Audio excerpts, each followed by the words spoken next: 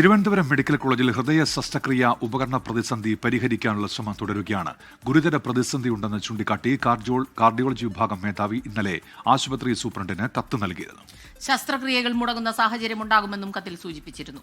MG Pratheesh ചേരുന്നുണ്ട് തിരുവനന്തപുരത്ത് നിന്ന് വിവരങ്ങളുമായി. പ്രതീഷ്, ഇതിന് മുൻപ് അത് വലിയ പ്രശ്നങ്ങളിലേക്കൊക്കെ പോയിരുന്നതാണ്. ഇപ്പോഴുള്ള ഈ പ്രതിസന്ധി പരിഹരിക്കാൻ എന്താണ് നടപടികൾ?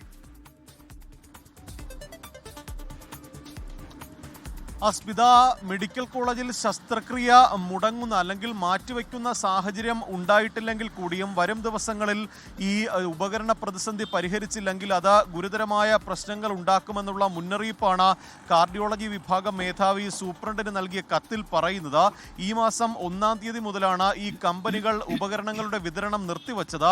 സംസ്ഥാനത്തെ വിവിധ സർക്കാർ ആശുപത്രികളിൽ നിന്നായി 150-ലധികം കോടി രൂപയുടെ കുടിശ്ശികയാണ് ഈ കമ്പനികൾക്ക് നൽകാനുള്ളത്. തിരുവനന്തപുരം മെഡിക്കൽ കോളേജിൽ അത് 29,56 ലക്ഷം രൂപയാണ്. ഇത് നൽകാത്തതിനെ തുടർന്നാണ് ഈ ഉപകരണങ്ങൾ കമ്പനികൾ എത്തിക്കാത്തത്. അതാണ് ഈ നിലവിലെ പ്രതിസന്ധിക്ക് കാരണമായിട്ടുള്ളത്.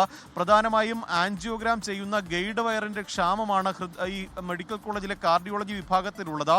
HLL വഴി ഉപകരണങ്ങൾ എത്തിക്കാനുള്ള ഒരു ശ്രമം സൂപ്രണ്ടിന്റെ ഭാഗത്ത് നിന്ന് നടത്തുന്നുണ്ട്. ഒപ്പം ഈ കമ്പനിയുമായും ചർച്ചകൾ നടത്തുന്നുണ്ട്. എത്രയും വേഗം പ്രശ്നം പരിഹരിക്കാനുള്ള നടപടികൾ സ്വീകരിക്കുമെന്ന ഒരു ഉറപ്പ് സൂപ്രണ്ട് നൽകിയിട്ടുണ്ട്. പക്ഷേ ഈ വിതരണ കമ്പനികൾക്ക് എന്ന് കുടിശ്ശിക നൽകുമെന്ന കാര്യത്തിലും ഇതുവരെയും തീരുമാനമായിട്ടില്ല. വരും ദിവസങ്ങളിൽ ഈ മറ്റ് ഡിപ്പാർട്ട്മെന്റുകളിലും സമാനമായ പ്രതിസന്ധി ഉണ്ടാകാനുള്ള സാധ്യതയും നിലനിൽക്കുന്നുണ്ട്.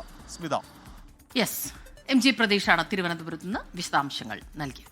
ലോകത്തെവിടെയായാലും ഏത് സമയത്തും 24 വാർത്തകളും ഓഗ്മെന്റഡ് റിയാലിറ്റി പാക്കേജുകളും എക്സ്പ്ലെയിനറുകളും വിശദമായി കാണാൻ ഞങ്ങളുടെ YouTube ചാനൽ നിങ്ങൾക്ക് സബ്സ്ക്രൈബ് ചെയ്യാം.